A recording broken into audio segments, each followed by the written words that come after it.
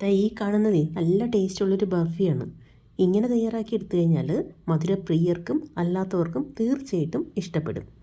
ഒത്തിരി രൂപയൊക്കെ കൊടുത്ത് ദീപാവലിക്ക് സ്വീറ്റ്സ് കടയിൽ നിന്ന് വാങ്ങുന്നതിന് പകരം കുറച്ച് സമയമൊന്നും മെനക്കെട്ടാൽ നല്ല ടേസ്റ്റിൽ കടയിൽ നിന്ന് കിട്ടുന്നതിനേക്കാളും ടേസ്റ്റിൽ നമുക്ക് വീട്ടിൽ ഇതേപോലെ തയ്യാറാക്കിയെടുക്കാം. വളരെ കുറച്ച് ഇൻഗ്രീഡിയൻസ് മാത്രം മതി. പാല്, പാൽപ്പൊടി, പഞ്ചസാര, ഏലയ്ക്ക, പിന്നെ ഒരൽപ്പം നെയ്യ്, ഇത്രയാണ് വേണ്ടത്. ആദ്യം നമുക്ക് പഞ്ചസാര ഒന്ന് പൊടിച്ചെടുത്ത് വയ്ക്കാം. 3/4 ഗ്ലാസ് പഞ്ചസാര, അതിൻ്റെ കൂടെ 2 ഏലയ്ക്ക, അതിൻ്റെ കുരു മാത്രം ചേർത്താൽ മതി. ഇനി ഇത് നന്നായിട്ടൊന്ന് പൊടിച്ചെടുത്ത് വയ്ക്കാം. ഒരു ബൗളിലേക്ക് 2 ഗ്ലാസ് പാൽപ്പൊടി ഇട്ട് കൊടുക്കാം. അത് ഏകദേശം ഒരു 200 ഗ്രാം വരും. പിന്നെ ഞാൻ അളവിനായിട്ട് എടുത്തിരിക്കുന്നത് ദാ ഇങ്ങനെ ഒരു ഗ്ലാസ്സാണ്. അതിന് പകരം സാധാരണ ഒരു കപ്പ് അളവ് എടുത്താലും മതി. ഈ പാൽപ്പൊടിയിലേക്ക് 1/4 ഗ്ലാസ് പാൽ കൂടെ ചേർക്കേണ്ടതുണ്ട്. അപ്പോൾ ആദ്യം ഒരു ഗ്ലാസ് പാൽ ചേർത്ത് ആ പാൽപ്പൊടി കട്ടയില്ലാതെ നന്നായിട്ട് ഇളക്കി വെച്ചതിന് ശേഷം ബാക്കി 3/4 ഗ്ലാസ് പാലൂടെ ചേർത്ത് ഒന്നുകൂടെ ഇളക്കി പിന്നീട് പൊടിച്ച് വെച്ച പഞ്ചസാരയും കൂടെ ചേർത്ത് നന്നായിട്ട് ഇളക്കി മിക്സ് ചെയ്ത് വയ്ക്കുക. ഇതിൽ ഞാൻ ചേർത്തത് തിളപ്പിക്കാത്ത പാലാണ്.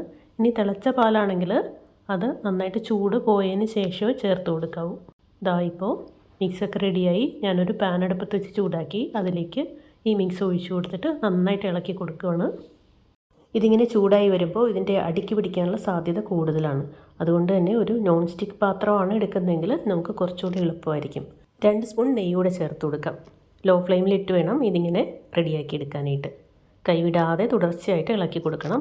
തിളച്ചു തുടങ്ങുമ്പോഴേക്കും ഇത് അടിക്ക് പിടിക്കാൻ തുടങ്ങും. അപ്പോൾ വളരെ ശ്രദ്ധിച്ച് ഫ്ലെയിം കുറച്ച് വെച്ചിട്ട് വേണം ചെയ്യാൻ. ഇപ്പോൾ അത് തിളച്ച് ഒന്ന് കുറുകി തുടങ്ങി.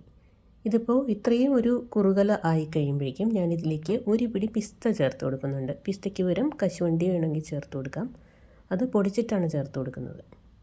ഇനി രണ്ടും താല്പര്യമില്ലെങ്കിൽ അത് ഒഴിവാക്കാവുന്നതാണ്. ഞാൻ ടേസ്റ്റിന് വേണ്ടി ചേർത്തു എന്നേ ഉള്ളൂ. ഇപ്പോൾ കുറേയും കൂടെ വറ്റിയിട്ടുണ്ട്.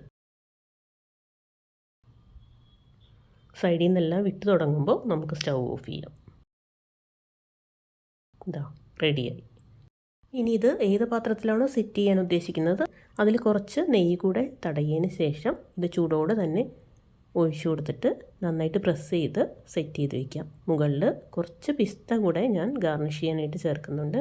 കാഷ്യൂ ആണ് ചേർക്കുന്നതെങ്കിൽ അങ്ങനെ ആയാലും മതി. ഇനി ഇതിൻ്റെ ചൂടൊന്ന് കുറഞ്ഞ് കഴിയുമ്പോൾ ഇത് ഫ്രിഡ്ജിലേക്ക് വയ്ക്കാം.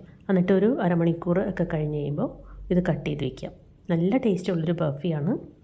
തീർച്ചയായിട്ടും ട്രൈ ചെയ്ത് നോക്കണം. കുട്ടികൾക്ക് മുതിർന്നവർക്ക് എല്ലാവർക്കും ഇഷ്ടപ്പെടും.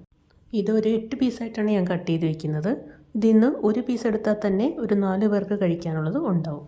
ഈ വീഡിയോ കണ്ട് സപ്പോർട്ട് ചെയ്യുന്ന എല്ലാവർക്കും നന്ദി. Thank you.